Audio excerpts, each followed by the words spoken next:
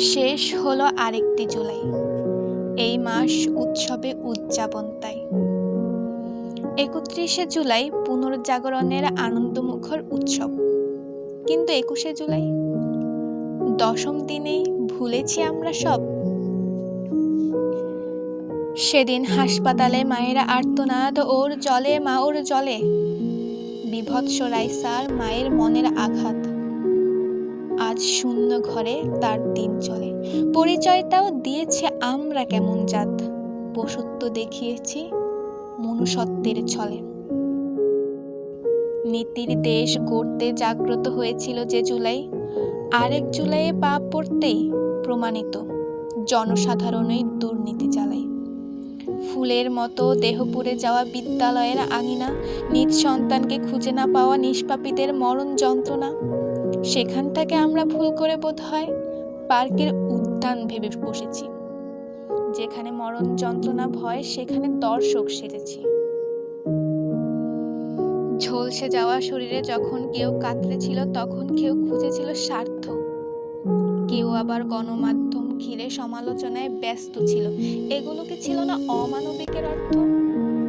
অন্যায়, অমানবিকতা, বিশ্বাসঘাতকতা চলছে সব নিত্য। মৎস্যন্যায় যুগের স্বরূপ, একথা দিনের মতোই সত্য। আমাদের মতো শিক্ষার্থীদের ছিল কি কোনো স্বার্থ? কিন্তু আজ সম্মুখে এক কিশোর বলতে বাধ্য, অমানবিক হয়ে যাচ্ছি না আমরা সত্যিই অমানবিক? কাগজ পত্রিকায় কি শুনছি না আমরা এসব দৈনিক?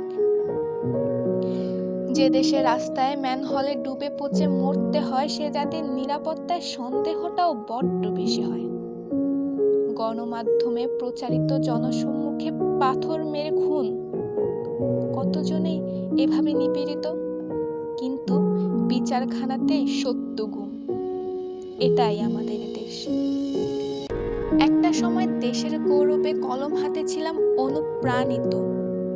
কিন্তু আজ দেশের বিরুদ্ধে কেন হচ্ছে সাহিত্য লিখিত? এই ২য় জুলাইয়ে আমরা ছাত্ররা, শিশুরা, কিশোরেরা কোনো সমালোচক নই, কিংবা নই কোনো নিন্দুক। শুধুই ঘটনার কৌতূহলে কিংবা আগ্রহ জানাতে ইচ্ছুক। আমরা কি শুধুই অরাজকতার একটি দুর্নীতির দেশ পাবো, নাকি পাবো গৌরবে আর বীরত্ব গাথার সেই দেশ যা স্বপ্ন দিয়ে সাজাবো?